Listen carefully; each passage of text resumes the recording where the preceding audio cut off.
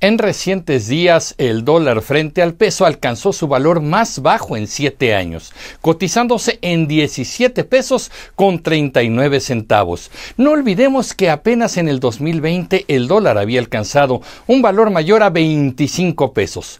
¿Por qué tenemos en estos momentos un peso súper fortachón? Te lo explico.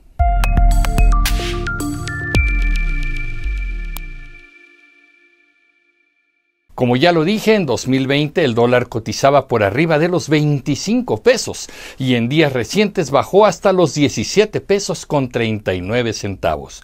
El gobierno y muchos de sus seguidores lo celebran como un logro de la política monetaria ejercida en estos años. También lo califican como síntoma de una economía nacional saludable.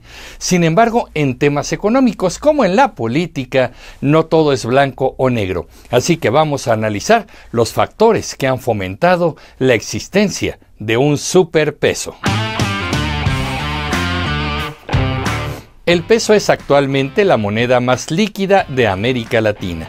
Así lo afirma la analista en temas económicos Gabriela Siller.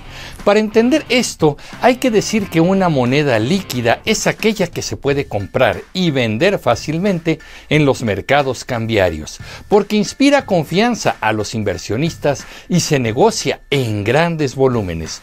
Como ejemplo podemos tomar al dólar, que es la moneda más líquida del mundo, porque tiene el mayor volumen de compra y venta en los mercados internacionales, lo que le ha permitido tener este lugar dominante en el planeta. En el otro extremo existen las monedas menos líquidas y justamente son aquellas menos deseadas, las que vienen de países con grandes inflaciones y por consecuencia valen menos cada día. Las personas quieren deshacerse de ellas lo antes posible. Este es el caso de los bolívares venezolanos o los pesos argentinos. ¿Por qué tenemos un peso súper fortachón?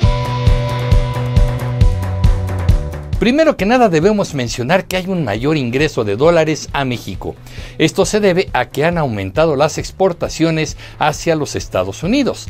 También a un aumento destacado de la inversión extranjera directa y además por una subida en las remesas que envían los mexicanos que viven en los Estados Unidos a sus familias que están en nuestro país. Todo esto quiere decir que actualmente hay muchísimos dólares en nuestro territorio nacional. Como segundo factor debemos mencionar la diferencia que existe entre las tasas de interés. Este es un asunto complejo de entender, pero vamos a tratar de explicarlo brevemente.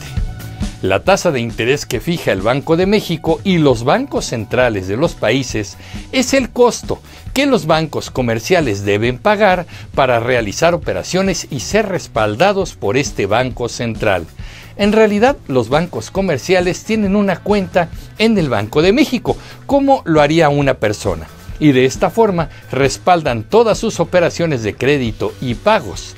El Banco de México apoya de esta manera a la banca comercial para que cumpla sus compromisos y mantenga estable la economía. Igual que a una persona, el Banco de México paga intereses a las instituciones bancarias que tienen saldos a favor y cobra intereses cuando tienen que pedir préstamos.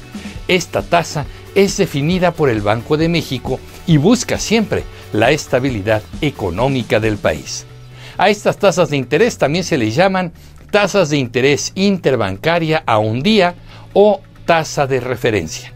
Ahora ya sabemos qué significa cuando escuchamos este término en los noticiarios.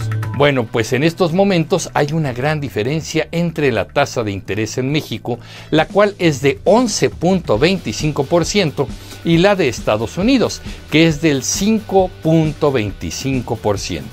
Estos son 6 puntos porcentuales que atraen a los inversionistas que buscan una mayor ganancia al invertir en el mercado mexicano. El tercer factor es una redistribución de los flujos de dinero. Esto quiere decir que los inversionistas internacionales están prefiriendo el mercado latinoamericano y el mexicano en vez de otros continentes.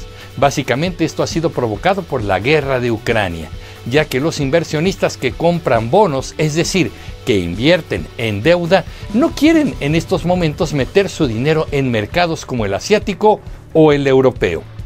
Y el cuarto factor es justamente la liquidez del peso. Como ya explicamos antes, el peso mexicano se ha convertido en la moneda más líquida de América Latina y esto lo ha convertido en una divisa sumamente atractiva. Esta liquidez le permite al peso entrar rápidamente en los mercados y los inversionistas saben que podrían deshacerse de los pesos casi de inmediato si llegan a preferir otras opciones financieras.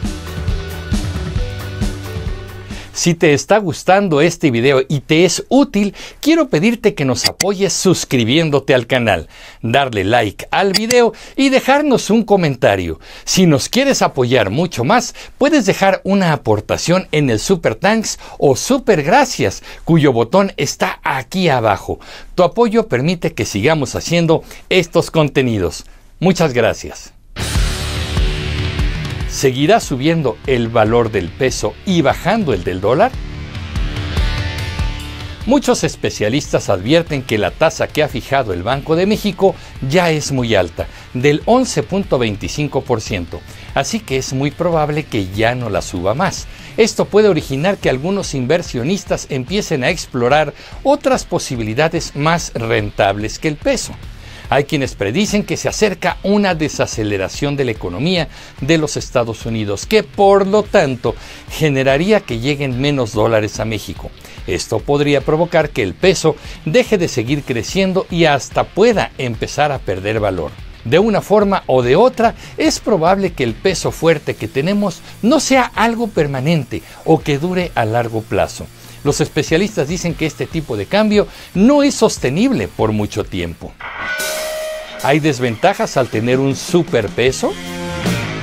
Sí, especialistas de la UNAM señalan que un superpeso no necesariamente es sinónimo de mejores condiciones para la economía. En realidad, nos ha ayudado en este tiempo corto, pero tampoco sería tan deseable que el valor del peso siga creciendo, debido a que esto encarecería mucho más las exportaciones manufactureras y agroalimentarias mexicanas y por consecuencia nos comprarían menos desde el extranjero, con la consecuente disminución de las ganancias de los productores. El especialista en análisis macroeconómico Manuel Márquez Estrada afirma que mantener un peso fuerte a costa de mantener un crecimiento económico bajo no es negocio. Él aconseja aprovechar esta coyuntura para buscar mejores condiciones para la economía y que tengamos buenos frutos en el mediano plazo. Manuel Márquez comentó que las otras monedas internacionales que también se han fortalecido frente al dólar son el rublo de Rusia, el real de Brasil y el sol de Perú, pero que el mejor rendimiento lo ha tenido el peso mexicano. Entonces, ¿el superpeso es el resultado de buenas políticas económicas del actual gobierno? En parte sí, pero también es consecuencia de múltiples factores externos que abarcan la realidad económica y política del mundo, factores que no podemos controlar.